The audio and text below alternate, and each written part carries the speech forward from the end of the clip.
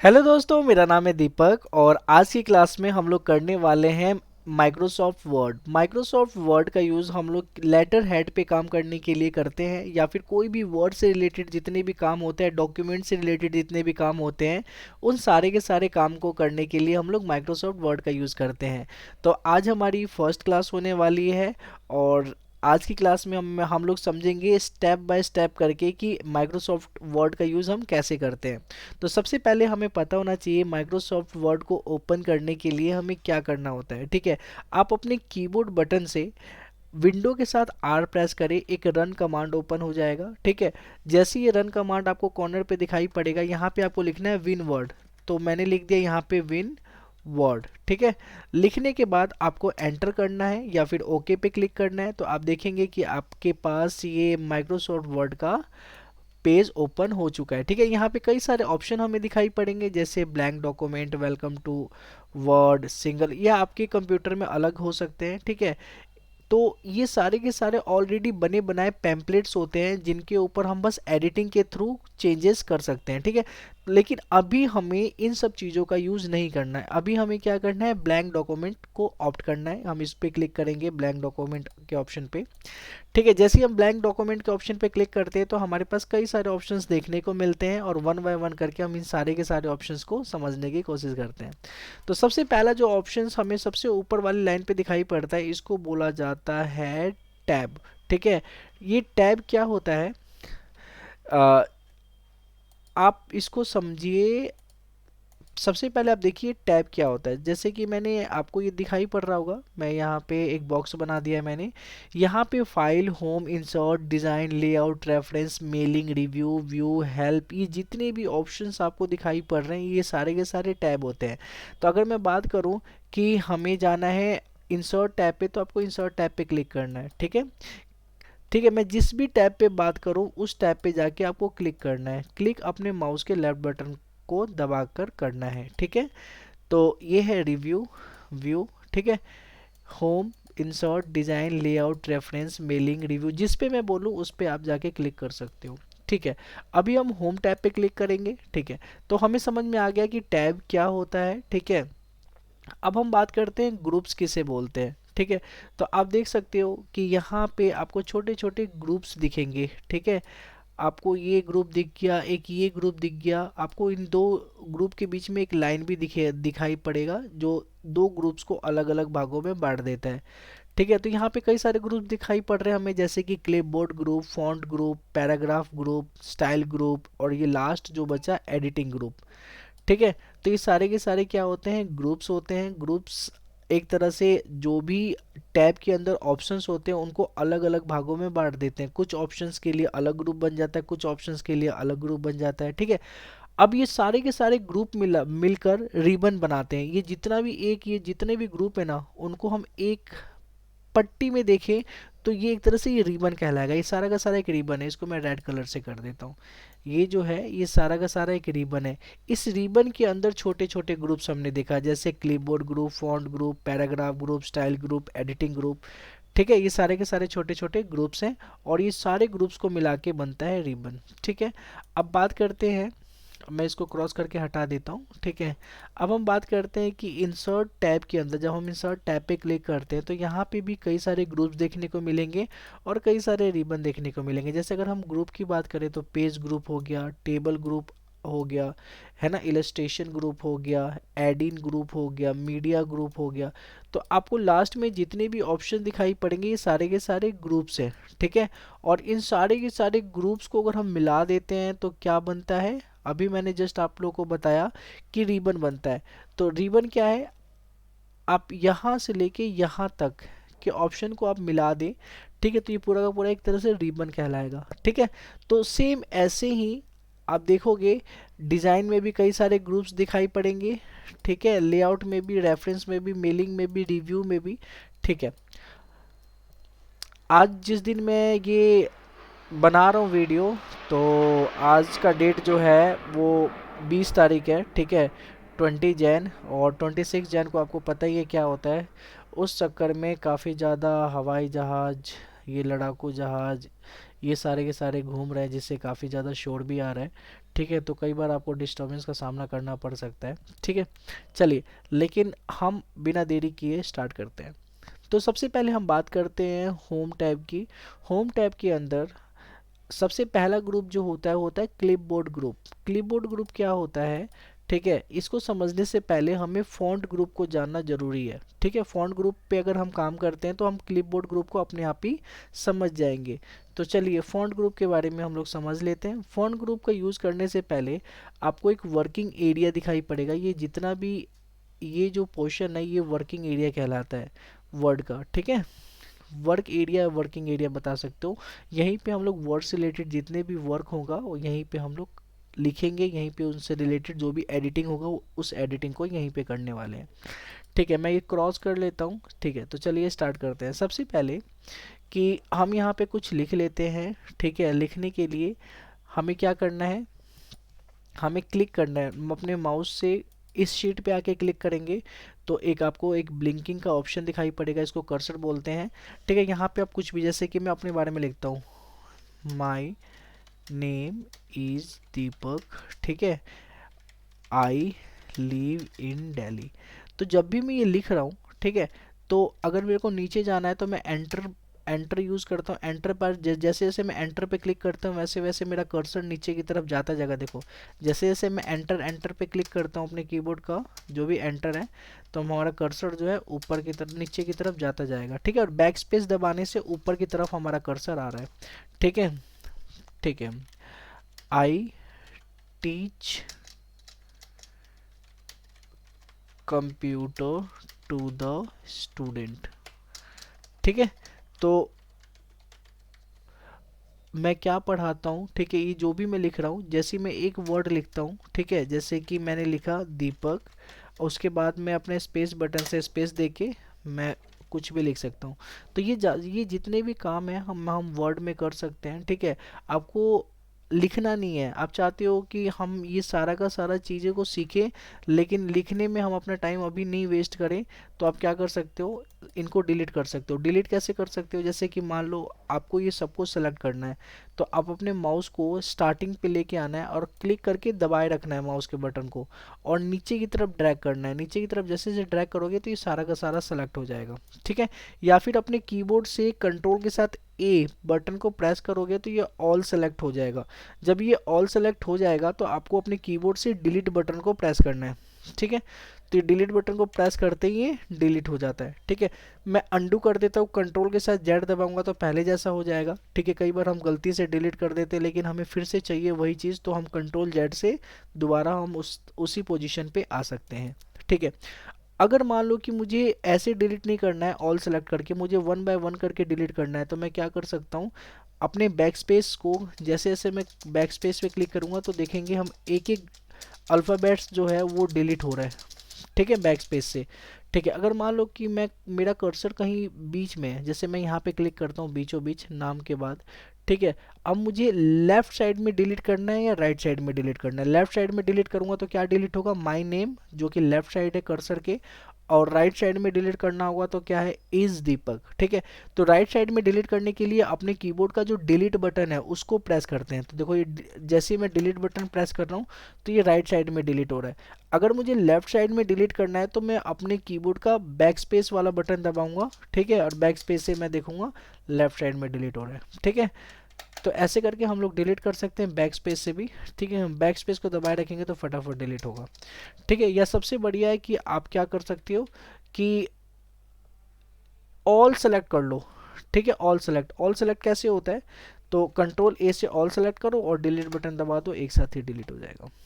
ठीक है, अब यहाँ पे मान लो कि आपको कोई टेक्स्ट लिखना है। ठीक है, टेक्स्ट आप चाहते हो लिखना लेकिन अभी टाइपिंग नहीं करना चाहते हो, तो आप क्या कर सकते हो, अपने कीबोर्ड का इक्वल टू बैक स्पेस से जो लेफ्ट साइड का बटन होता है इक्वल टू का इक्वल टू दबाएं और लिखे रैंड। ठीक है, रैंड के बाद शिफ्ट बटन के साथ आप 9 प्रेस करें। ठीक है, शिफ्ट बटन के साथ 9 प्रेस करें। ठीक है, तो ओपन ब्रैकेट ऑप्शन आ जाएगा यहाँ पे। ओपन ब्रैकेट ऑप्शन आने के बाद आप यहाँ पे 1 लिख के ब्रैकेट क्लोज करें। ठीक है, और एंटर करें तो आप देखोगे 3 लाइन का पैराग्राफ आपको यहाँ पे दिखाई पड़ रहा है। ठीक है, मैं अंडू करके पहले वाले ऑप्शन पे चला जाता हूँ और रैंड के बाद अगर मैं यहाँ पे 2 लिखता हूँ और ब्रैकेट क्लोज कर देता हूँ और एंटर करता हूँ तो देखो 2 पैराग्राफ आपको दिखाई पड़ेगा। वैसे ही आप 3 लिखोगे तो 3 पैराग्राफ दिखाई पड़ेगा। ठीक है, आपको ये 3 पैराग्राफ, तो आपको जितने भी पैराग्राफ चाहिए, 3-3 लाइन या 3 से 4 लाइन का हो सकता है पैराग्राफ, आपको जितने भी पैराग्राफ चाहिए आप उतने नंबर का यूज़ कर सकते हो। ठीक है, मैं अंडू कर लेता हूँ। ठीक है, अंडू करने के बाद मैं यहाँ पे मैं 10 लिख के 10 नहीं लिखता हूँ, मैं यहाँ पे लिखता हूँ 5 और ब्रैकेट क्लोज एंटर। आपको अप्रोक्सीमेटली 1 पेज पे देखना है कि 1 पेज में पूरा कंप्लीट लिखने के लिए क्या चाहिए, तो आप 10 का यूज़ करें। अप्रोक्सीमेटली 1 पेज पे लिखा हुआ आ जाता है, जैसे कि मैं यहाँ पे 10 लिखता हूँ।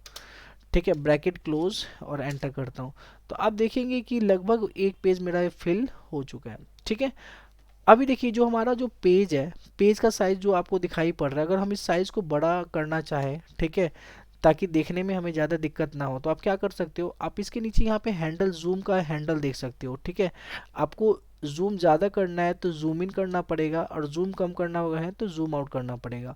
तो यहाँ पे प्लस और माइनस का आइकन भी आपको देख पाओगे। ये जो ये हैंडल है बीच में, इसके लेफ्ट साइड में माइनस का है, मतलब जूम आउट है, और राइट साइड में जूम इन है। ठीक है, तो मैं जूम इन करना चाहूँगा तो प्लस वाले आइकन पे क्लिक करूँगा। जितनी बार मैं क्लिक करूँगा उतना ही ये जूम होता जाएगा। ठीक है, और माइनस वाले जो साइन है इस पे क्लिक करूँगा तो ये जूम आउट होता जाएगा। ओके, तो आपको जितना जूम करना है उतना आप जूम कर सकते हो। चलिए, आपको समझ आए ये चीज़। ठीक है, अब हम बात करते हैं कि अगर मुझे ये सेलेक्ट करना है, जैसे मान लो कि पहला पैराग्राफ है, दूसरा पैराग्राफ है, दूसरे पैराग्राफ को मुझे सेलेक्ट करना है तो मैं कैसे करूँगा, अपने माउस का जो लेफ्ट क्लिक है उसको 3 टाइम क्लिक करना है। जैसे मान लो कि मैं सेकंड वाले पैराग्राफ पे कहीं पे भी 3 टाइम क्लिक करूंगा, ये पूरा पैराग्राफ सेलेक्ट हो जाएगा। ठीक है, अगर आपके माउस में कोई दिक्कत होगा तो नहीं होगा। ठीक है, लेकिन अगर दिक्कत नहीं, बढ़िया चल रहा है आपका माउस, तो ये 3 बार के क्लिक से पूरा का पूरा सेलेक्ट हो जाएगा। अगर मान लो फर्स्ट पैराग्राफ को सिलेक्ट करना है पूरा का पूरा 3 लाइन को, तो मैं 3 बार क्लिक करूंगा, 1 2 3, तो देखो ये सारा का सारा सेलेक्ट हो गया। तो कहीं पे भी मैं 3 टाइम क्लिक करूंगा तो ये पूरा का पूरा सेलेक्ट हो जाएगा। अब मान लेते हैं कि आपको वर्ड सेलेक्ट करना है। ठीक है, वर्ड, तो आप किसी भी वर्ड पे जाके 2 बार क्लिक करें। जैसे कि ये पहला वाला ऑप्शन है, जो पहला वर्ड है वो है वीडियो। वीडियो पे मैं 2 बार क्लिक करूंगा, 1 2, तो देखो वीडियो सेलेक्ट हो गया। ठीक है, पावरफुल पे मैं 2 बार क्लिक करूंगा, 1 2, तो पावरफुल सेलेक्ट हो गया। वैन पे 2 बार क्लिक करूंगा, 1 2, तो वैन सेलेक्ट हो गया। तो आप जिस पे भी रहते हुए आप जाके 2 बार क्लिक करें, 1 2, तो वो सेलेक्ट हो जाएगा। ठीक है, और 3 बार क्लिक करेंगे तो पूरा का पूरा पैराग्राफ सेलेक्ट हो जाएगा। अब मैं आपको एक बात बताता हूँ कि मैं अगर पैराग्राफ्स, ये जो फर्स्ट पैराग्राफ है उसमें ना, इस यहाँ से यू कैन ऑल्सो, यहाँ से जितने भी है ना इनको पैराग्राफ से अलग कर देता हूँ। तो मैं यहाँ पे कर्सर को ले जाऊँगा। ठीक है, यहाँ पे क्लिक करूँगा और एंटर बटन को प्रेस करूँगा। जैसे ही मैं एंटर बटन को प्रेस करूँगा तो यहाँ के आगे वाली लाइन अगली लाइन में आ गई, मतलब ये पैराग्राफ से हट गया। अब मैं 3 बार क्लिक करूंगा सबसे ऊपर वाले ऑप्शन पे, सबसे फर्स्ट पैराग्राफ पे, तो देखो ये 2 लाइन ही सिलेक्ट होगी, 1 2 3। मैं 3 बार क्लिक करूँ तो ये 2 लाइन ही सिलेक्ट हो रही है। सेकंड ऑप्शन पे 3 बार क्लिक करूँ तो ये 2 लाइन ही सेलेक्ट हो रही है। ठीक है, तो हम 2 बार क्लिक करके भी सिलेक्ट कर सकते हैं। ओके, तो आपको समझ आ रहा होगा। ठीक है, अगर हम पैराग्राफ से किसी भी लाइन को अलग कर देते हैं तो फिर जो भी सिलेक्शन ऑप्शन का यूज़ जो मैं बता रहा हूँ वो पूरा एप्लीकेबल नहीं होगा अगले वाले लाइन पे। ठीक है, जो पैराग्राफ के अंदर होगा उस पे ही ये एप्लीकेबल होगा। चलो, तो होप्स आपको समझ आ रहा होगा। ठीक है, अब तो हमने 3 टाइम और 2 टाइम क्लिक करके हमने सेलेक्ट करना सीख लिया। ठीक है, अब मैं बात करता हूँ कि जैसे मान लो कि जो ये मेरा कर्सर है, ठीक है, ये जैसे एरो बना हुआ आ गया, आप पहली लाइन के साइड में ले जाएं, जब ये एरो बना हुआ है आप क्लिक करें तो आप देखो ये पहली लाइन सेलेक्ट हो जाएगी। दूसरी लाइन पे आके क्लिक करें, दूसरी लाइन सेलेक्ट हो जाएगी। तीसरी लाइन के आगे जैसे ये एरो बना है, आप ये अगर एरो नहीं बना है, ठीक है, ये इसका साइन आ रहा है तो ये सिलेक्ट नहीं करोगे यहाँ पे, तो बस ये है कि आप अपने कर्सर को वहाँ पे ले जाके पुट कर सकते हो, रख सकते हो। लेकिन जैसे ये एरो बना हुआ आ गया, अब फिर हम क्लिक करें तो आप देखेंगे ये पूरी की पूरी लाइन सेलेक्ट हो जाती है। तो जिस भी लाइन पे मैं, जिस भी लाइन के स्टार्टिंग पे ये एरो को ले जाऊं और इसको यहाँ पे रखूं तो आप देख पाओगे कि वो लाइन सेलेक्ट हो गया है। ठीक है, तो ऐसे करके हम उस लाइन को सेलेक्ट कर सकते हैं। चलिए, अब मान लीजिए पहले वाले लाइन को मैंने सेलेक्ट किया और जैसे ही मैंने डिलीट बटन को प्रेस किया या फिर बैक स्पेस बटन को प्रेस किया, ठीक है, तो ये पहली लाइन डिलीट हो जाएगी। देखो पहली लाइन डिलीट हो गई। अब मुझे दोबारा से उसी लाइन को लेके आना है तो मैं कंट्रोल के साथ जेड दबाऊंगा, तो देखो ये आ गया वो लाइन, ठीक है, जो पहले मैंने अभी डिलीट कर दिया था। ठीक है, तो आपको समझ आ गया। अगर मान लो कि मुझे पहले की 3 लाइन को डिलीट करना है तो मैं 3 लाइन को सिलेक्ट कर सकता हूँ। अब नॉर्मल जो ये एरो का साइन आ रहा है इस पर क्लिक करके नीचे की तरफ ड्रैग करते जाना है। ऑटोमेटिक जितना मैं नीचे की तरफ ड्रैग करता जाऊंगा उतना ही सिलेक्ट होता जाएगा। तो मैं पहले की 3 लाइन को सिलेक्ट करता हूँ और डिलीट बटन को प्रेस करता हूँ, तो देखो ये डिलीट हो गया है। चलिए, तो होप सो आपको ये समझ आ गया होगा कि हम सेलेक्ट कैसे करते हैं। ठीक है, और कंट्रोल ए से तो ऑल सेलेक्ट हो जाता है। ठीक है, अब समझिए कि जो मेरा ये कर्सर है जो ये ब्लिंक कर रहा है स्टार्टिंग पर है, ठीक है, इस कर्सर को मेरे को राइट साइड में मूव करवाना है। मैं चाहता हूँ कि टी के बाद आ जाए, ओ के बाद आ जाए, एम के बाद आ जाए, के बाद आ जाए। मतलब अगर मेरे को कर्सर को कहीं पे भी रखना चाहता हूँ तो मैं अपने माउस को वहाँ पे ले जाके क्लिक करूँगा। जैसे मैं कर्सर को डॉक्यूमेंट के आगे रखना चाहता हूँ तो डॉक्यूमेंट के आगे माउस को ले जाके क्लिक करूँगा। प्रोफेशनली के आगे रखना चाहता हूँ तो यहाँ पे जाके मैं क्लिक कर सकता हूँ। लेकिन अगर मैं माउस का यूज़ ना करूँ तो अपने कीबोर्ड का यूज़ करके, कीबोर्ड का जो आपको एरोस कीज दिखाई पड़ती है लेफ्ट राइट अप डाउन, आप इसका राइट एरो कीज को प्रेस करते जाए और ये राइट साइड में आपको देखने को मिलेगा। समझ आ रहा है आप लोगों को? ठीक है, तो अब जैसे जैसे राइट साइड में क्लिक करते जाओगे तो आप ये देखोगे कि ये राइट साइड में हमें जाता हुआ मूव करता हुआ दिखाई पड़ेगा एक एक अल्फ़ाबेट के बाद। अगर हम लेफ़्ट साइड का एरो प्रेस करें तो ये लेफ़्ट साइड में आपको दिखाई पड़ेगा कि जितनी ये कर्सर जो है ये लेफ़्ट साइड में आता गया। अब जहाँ जाके मुझे डिलीट करना है तो मैं बैक स्पेस का यूज़ कर सकता हूँ लेफ़्ट साइड डिलीट करने के लिए और डिलीट का यूज़ कर सकता हूँ राइट साइड डिलीट करने के लिए। ठीक है, तो ये समझ में आ गया कि हम एरो की मदद से भी हम अपने कर्सर को लेफ़्ट और राइट में मूव कर सकते हैं। ठीक है, शिफ्ट कर सकते हैं। लेकिन अगर क्या हो कि अगर मैं कंट्रोल बटन को दबाए रखूं, ठीक है, और उसके बाद जो एरोज कीज है लेफ्ट और राइट का ये इसको दबाऊं, तो देखो जैसे मैं left arrows right arrows keys दबाता हूं तो आप देखोगे कि इस बार अल्फ़ाबेटिक्स तरीके से नहीं जा रहा हमारा कर्सर, एक एक वर्ड के बाद जा रहा है। जैसे मुझे कवर के बाद जाना है, कवर के बाद चला गया, फिर पेज के बाद, फिर एंड के बाद, टेक्स्ट के बाद। ठीक है, तो हम ये देख रहे हैं कि एक एक करके एक एक वर्ड पे ये हमारा मूव कर रहा है कर्सर, अगर हम कंट्रोल बटन को दबाते हैं तो। ठीक है, तो कंट्रोल बटन से हम एक एक वर्ड पे मूव कर सकते हैं अपने कर्सर को। ठीक है, और कंट्रोल बटन पे नहीं दबाएंगे तो नॉर्मली एक एक डिजिट या फिर एक एक अल्फ़ाबेट से होते हुए हमारा ये कर्सर जाएगा, मूव करेगा। चलिए, अब मैंने बात करते हैं कि अगर हम कीबोर्ड से सिलेक्ट करना चाहते हैं तो हम कैसे सिलेक्ट करेंगे। तो देखो, अगर मुझे पहली लाइन को सिलेक्ट करना है, ठीक है, तो मैं क्या करूँगा, अपना जो शिफ्ट बटन है, ठीक है, शिफ्ट बटन को दबाए रखूंगा और अपने कीबोर्ड में एंड का एक बटन होगा। ठीक है, जैसे मान लो आप अपने कीबोर्ड के अंदर देखना किसी भी की के ऊपर END लिखा होगा, ठीक है, तो उस बटन को दबा देना, तो देखोगे जहां भी हमारा कर्सर है वो पूरी की पूरी लाइन सेलेक्ट हो गई। ठीक है, तो आप ये देखोगे अगर सेकंड वाले लाइन को सिलेक्ट करना है तो हम सेकंड वाली लाइन को भी सिलेक्ट कर सकते हैं। मतलब शिफ्ट और एंड बटन को दबाना है। एक चीज़ यहाँ पे ध्यान रखना है कि कर्सर कहाँ पर है। अगर मान लो कि थर्ड वाले ऑप्शन को सेलेक्ट करना है और कर्सर आपका स्टार्टिंग पे ना रहते हुए बीच में, जैसे चूज के बाद है हमारा कर्सर और हमने शिफ्ट दबा के एंड बटन को प्रेस किया, तो हम देखेंगे कि जैसे हम शिफ्ट दबा के एंड बटन को प्रेस करते हैं तो जहाँ भी कर्सर है वहाँ से राइट साइड में उस लाइन को सिलेक्ट करता है। ठीक है, ठीक है, तो यहाँ पे मेरा जैसे कर्सर है, ठीक है, शिफ्ट के साथ एंड दबा दूँ तो यहाँ के आगे का सेलेक्ट करेगा।